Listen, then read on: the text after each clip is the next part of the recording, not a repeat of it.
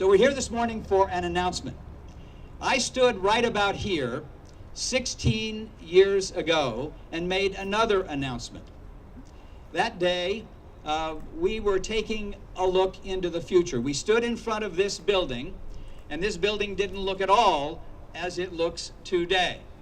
And those of you who were here that day remember, this building had been abandoned for decades. It even had a tree growing out of the roof. It's true. But we looked past that, and we imagined a better future for Wheeling, for West Virginia. Bob Wise, then the governor, was here. Nick Sparshane was here. Don Rigby, lots of leaders. Senator Manchin was here as Secretary of State. We imagined a better future. And we announced on that day that Orrick, a great international law firm, was bringing 70 high-paying jobs to West Virginia to be here in this building. And that day, I looked out at the audience that was gathered and said, and I'll always remember this, Wheeling, as of today, we are in this together. And we have been. So 16 years later, think about how much we have achieved together. When I say we, the we in the expression here is the community, and so importantly in the story of Wheeling, the community. The churches of this community reached into their pockets and made donations to help make possible the refurbishing of this building, for example. But the community of Wheeling, the leaders of Wheeling, the leaders of Ohio County, the business development organizations, the leaders of the state, we all work together. And today, 16 years later, there are 350 high-paying information age jobs in this building.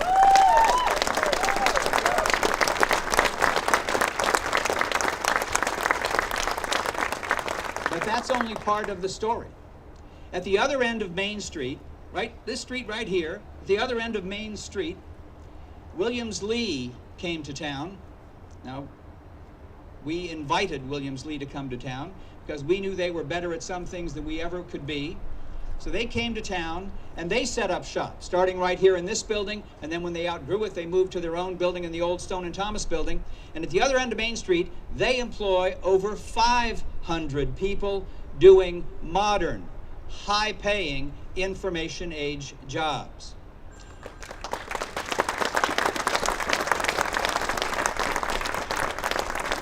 And there's more.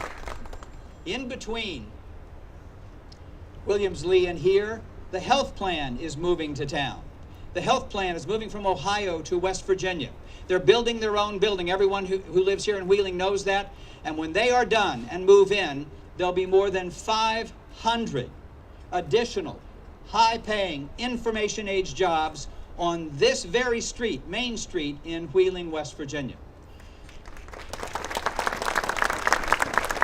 So that's what we've been able to do working together. On one street, in one city, in West Virginia, we'll have almost 1,500 modern, high-paying jobs. So today, I'm here to make another announcement, the announcement that I'm running for Congress. And it's another time when I look to the future. The way we all did 16 years ago, I'm looking to the future this morning, or this afternoon. And actually, I have more optimism about the future right now than I had 16 years ago. And 16 years ago, I was full of optimism. I believed what we were going to do would work, and it really has. Nick Sparshane asked me one time, he said, "I'll bet you had a lot of sleepless nights worrying about whether this thing would work that he had sold me." That's true, isn't it? Yeah. And I never worried a minute. I knew this would work, and I'm not worried about what I'm going to do next either. So I am optimistic about the future for a lot of reasons that are born of the last 16 years. I've had 16 years of working here, working with the people of West Virginia. I know how hard the people of West Virginia work because 350 of them work right here. And I know our people are competitive with any workforce in the entire United States and in the world. I know we are, because We do it right here. We do some of the most sophisticated work, legal work, that's done anywhere in the world, right here in this building, and the West Virginia people do it. When Facebook acquired Instagram, the legal work was done in part right here in this building. And the support for that kind of a deal is done right here in this building every day. So I know the workforce. I know how the community works together. I know how the state leaders, when they're at their best, and the local leaders and the county leaders can make things happen. So I look at the future optimistic. I know what we did here in Wheeling, we can do throughout this district, from Clarksburg to Parkersburg, and every place in between. We can attract jobs. We can bring high-paying jobs back to West Virginia.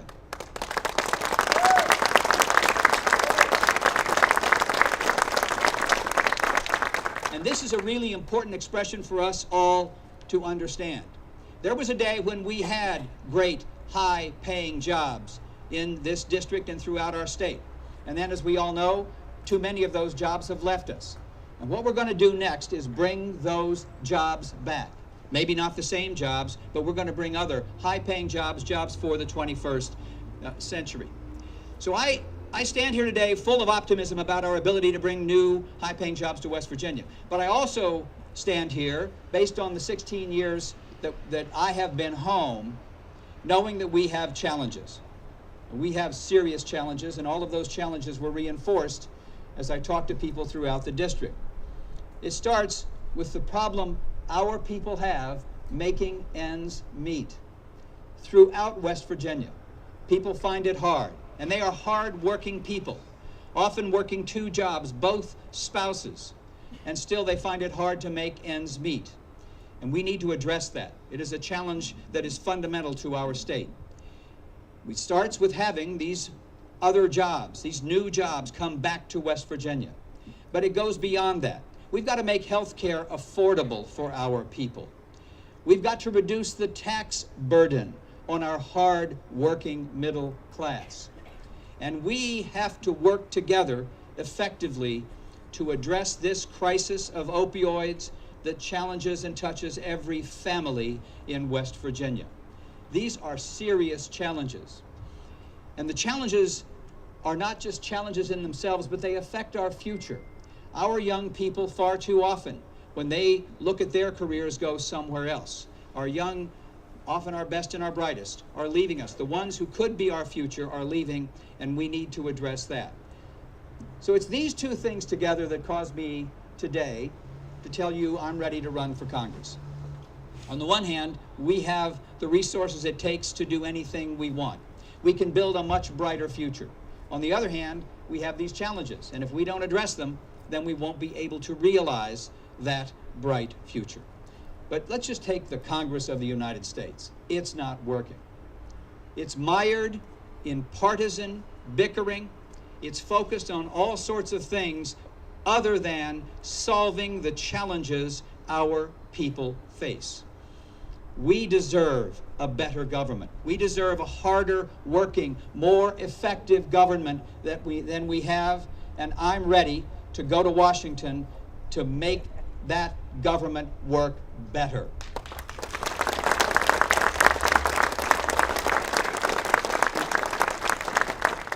I am not a politician.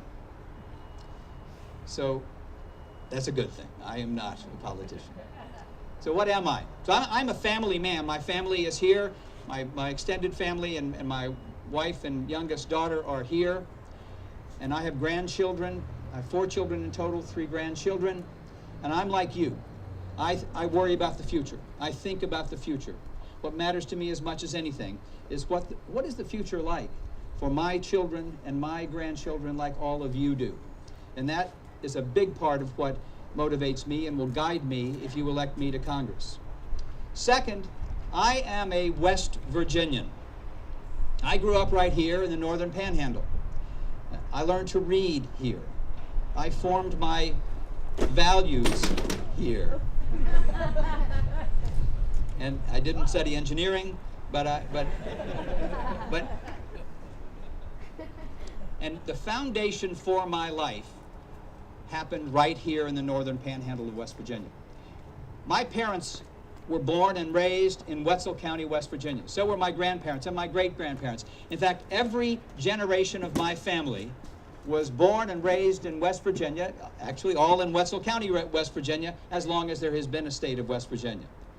So I left the state when my mother got a job she couldn't refuse when I was in the 5th grade, but I have come home, and I'm back for 16 years. I love our state. I couldn't be more dedicated to our state. I am a West Virginian. And finally, I am a businessman. I'm a lawyer too, and I'm proud of it. Looking at Bill Watson here this morning, I'm proud to be a lawyer. But for the last quarter century of my career, I was running a big business, this law firm that is behind us this afternoon. So I was a businessman. My job in business was to bring together teams of people to serve clients. And I did that all over the United States, in New York, in Washington, D.C., in California, and throughout Europe and Asia. I tell you that because I had the responsibility to bring people together who were very smart, very determined, very sure they were right, and very different from each other, and get them to work together like teams. Get them to achieve things, to get things done. And those lessons I learned, which worked pretty well because this is a great law firm, those are lessons that I can take and I will take to Washington to put to work for the people of West Virginia. I'll go to Washington and get things done. If you elect me, nobody in the Congress or otherwise in Washington will wonder whether the 1st District of West Virginia is represented.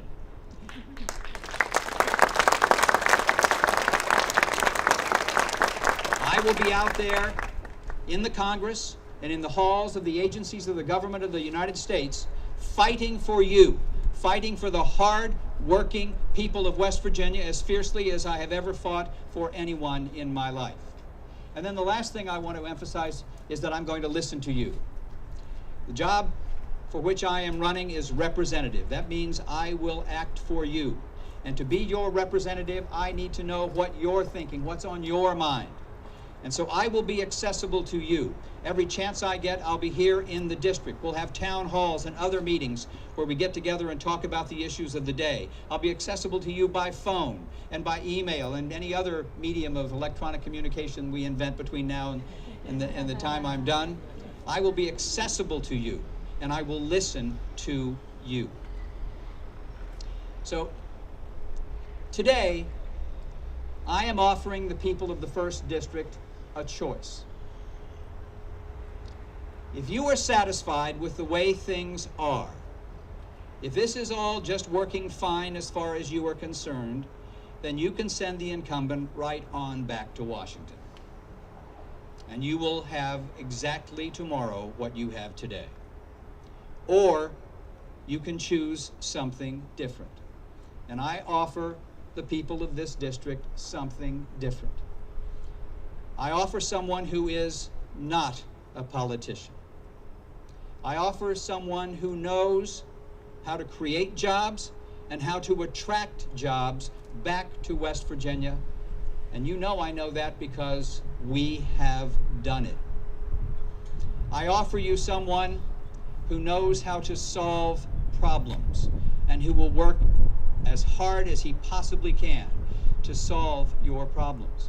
I offer you someone who sees a brighter future. Just like we saw a brighter future 16 years ago, standing in front of this building, I see a brighter future today. And I'll work every day to make that happen.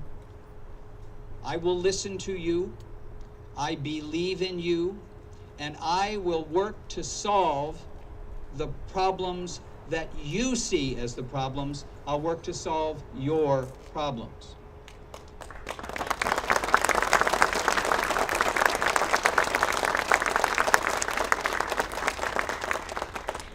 I'm here today to say to all of you, I'm ready to go to work for you. Thank you all for being here.